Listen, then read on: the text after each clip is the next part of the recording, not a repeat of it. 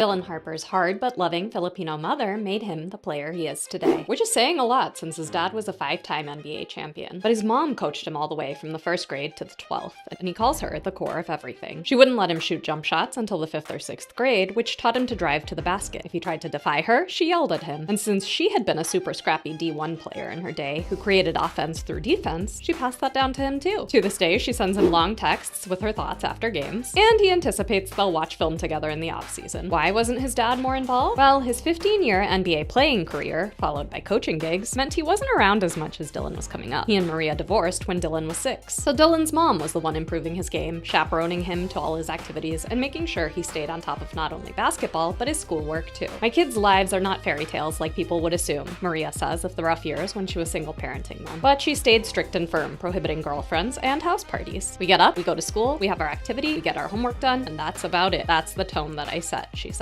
Luckily, all Dylan cared about was basketball, so he wasn't looking for distractions. Even while walking down the hall at home, he was watching tape of Cade and Luka and Shea. Once his dad was around more, he told Dylan he needed to become ambidextrous and not just rely on his left hand. And he frequently reminded Dylan that just because he was ranked highly didn't mean he'd make it to the pros. He had to earn it each and every day. Dylan's older brother's tough road to and through the NBA further motivated him. He saw how hard he had to work as an undrafted player perpetually on 2-way contracts. While his mom yelling at him during games did eventually lead to him banning her until they saw a sports psychiatrist, ultimately Dylan wouldn't trade his childhood for anything. All the arguments, the fighting, yelling, that's what has made us who we are. And his brother constantly fouling him and refusing to let him win throughout those early days built resilience and character, even if at the time he'd run up to his room crying. Since getting to the Spurs, he hasn't taken his foot off the gas, constantly trying to learn as much as he can from the vets and front office. He says he talks to Manu Ginobili daily, picking his brain for tips constantly. And he says, every time I step foot in the gym, I'm always going to put 100% effort into it. I've got a lot of respect for the game. At any point in time, the game can go away from me. Follow Storytime Sports for more of the stories behind your favorite athletes.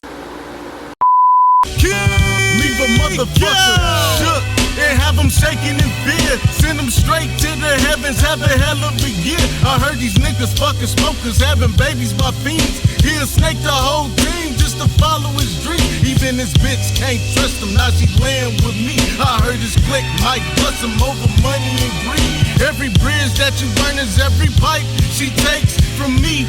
And you gon' kiss her right in the face. Got your bitch on my dick.